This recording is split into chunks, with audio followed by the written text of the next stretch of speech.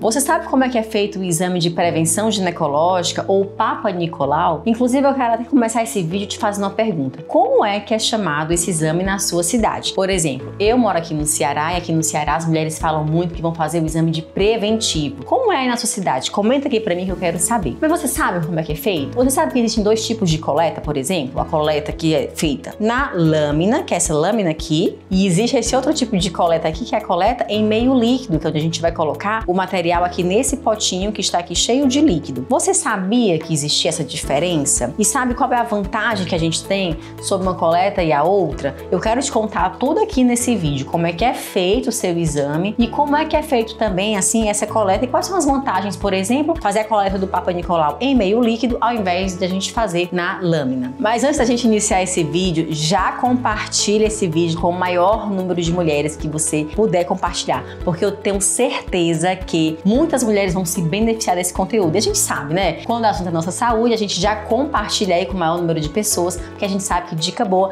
é dica compartilhada. E antes da gente iniciar o conteúdo de como é que é feito essa prevenção ginecológica, o primeiro ponto é você saber, você precisa fazer essa prevenção ginecológica? Porque é muito comum receber no meu dia a dia dúvidas aqui no YouTube, por exemplo, ou lá no meu Instagram, que falam assim, doutora, eu sou virgem, doutora, eu nunca tive relação com penetração. Eu preciso fazer a prevenção ginecológica? E a resposta é não. Por quê? Porque a gente considera que uma mulher que inicia a atividade sexual, e quando eu falo atividade sexual, gente, é uma relação sexual com penetração. Seja ela a penetração de dedo, seja ela a penetração de um pênis, seja ela a penetração de um brinquedo, por exemplo, sexual. É penetração. Se essa mulher ela não teve isso, ela não entra como fator de risco, por exemplo, para câncer de colo do útero. E a gente pode deixar essa coleta para depois, quando essa mulher iniciar a atividade sexual na vida dela. E quando é que eu vou iniciar as minhas coletas? De acordo com o Ministério da Saúde, a gente deve iniciar a fazer o exame de prevenção ginecológica em mulheres a partir dos 25 anos de idade.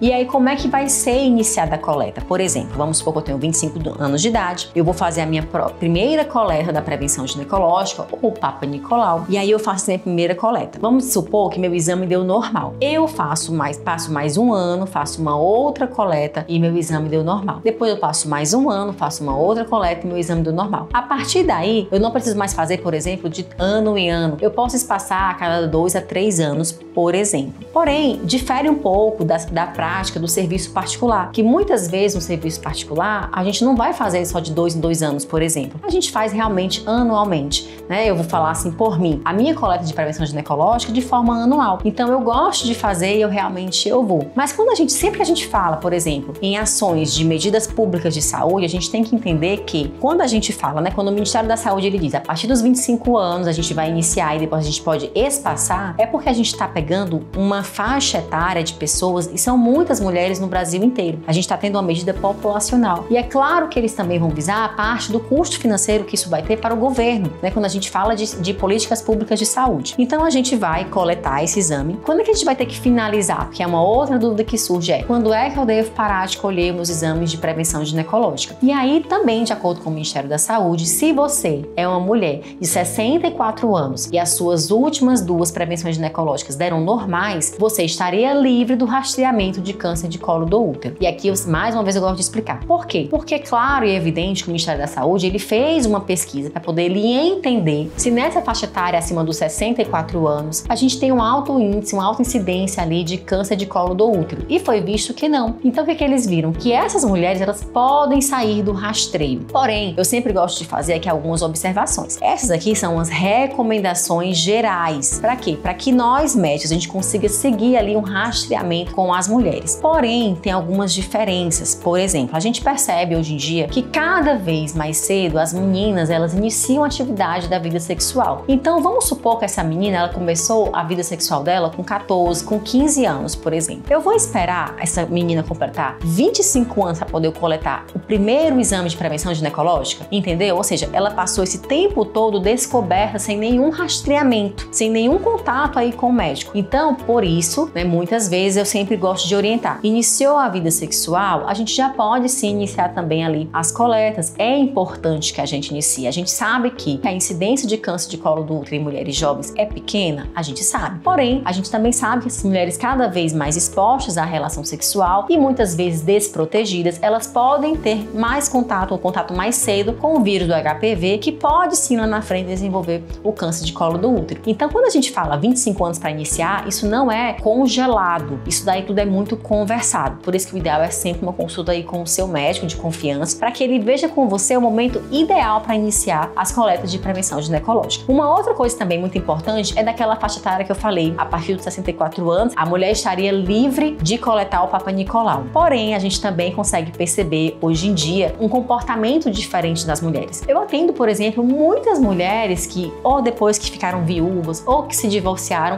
estão em uma nova relação, por exemplo. Então, a gente também tem que contar com isso, porque o comportamento feminino ele mudou. Então, muitas vezes essa mulher, ela estava com um parceiro, ela mudou de parceiro, é uma mulher que namora, que tem uma vida sexual ativa. Às vezes ela não tem só um parceiro, tem mais que um parceiro, ela namora, entendeu? Então, a gente, tudo isso daí tem que ver. Por isso que eu digo que tudo é muito individualizado, né? Conversar com o seu médico mesmo, que te acompanha, da sua confiança, para poder saber até quando você vai fazer realmente o rastreamento. Agora, vamos entender como é que é feito a coleta. O primeiro ponto, a gente vai posicionar essa mulher em posição ginecológica. E aí, quando ela fica em posição ginecológica, a gente vem com esse aparelho chamado espéculo. Claro, o médico vai ter colocado as luvas dele, vai lhe posicionar direitinho, então ele vem com esse espéculo aqui. E aí a gente tem vários tipos de espéculo. Por exemplo, esse espéculo aqui, ele é um M, esse espéculo aqui, ele é um P. Ó, perceba que esse daqui é um pouco mais fino do que esse. A gente tem o G, eu não tenho aqui no consultório porque eu acho muito desconfortável o espéculo G, então eu prefiro usar ele menorzinho. E a gente também tem um espéculo bem pequenininho, olha só.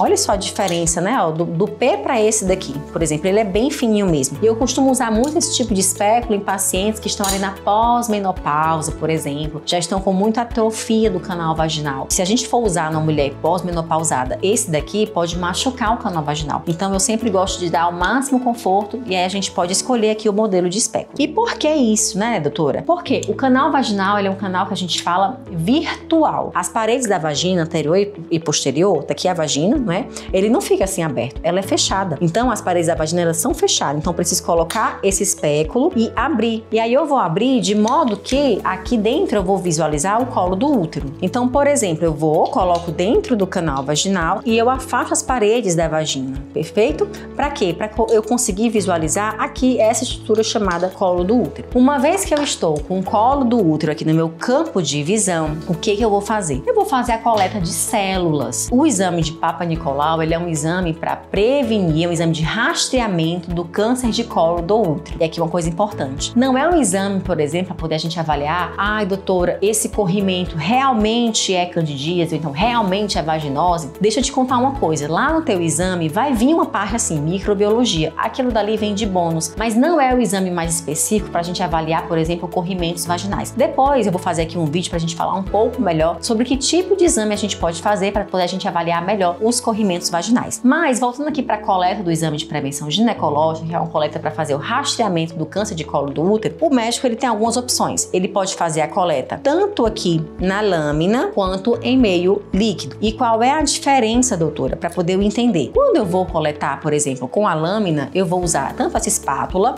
quanto essa escovinha. E aí vamos fingir que esse daqui é meu colo do útero. Então eu venho, coleto células, certo? Eu raspo aqui, ó. Eu coleto células aqui e depois eu pego essa escovinha, coloco aqui também, ó, giro, pego células. Depois eu vou preparar a minha lâmina. Então eu vou passar o material que eu coletei aqui na lâmina. Esse daqui também eu vou passar. E eu coloco um álcool fixador. E eu coloco dentro aqui do potinho, que é do tubete, e eu mando para o laboratório. Assim é feita a coleta quando eu faço em lâmina. Quando eu faço em meio líquido, tá aqui o meu colo do útero, eu faço uma coleta única, eu pego tanto esse daqui, ó, que tem a parte interna, quanto a parte externa, então eu coloco, ele já, ó, fica dentro do colozinho do útero, eu vou girar e depois eu pego isso daqui, coloco dentro do potinho